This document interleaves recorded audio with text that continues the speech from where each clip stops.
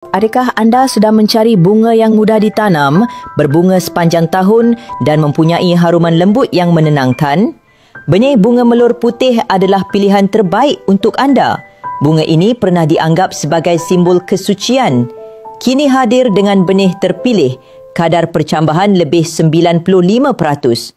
Pokok sihat, mudah menyesuaikan diri, hanya perlukan tanah gembur dan siraman air secara berkala.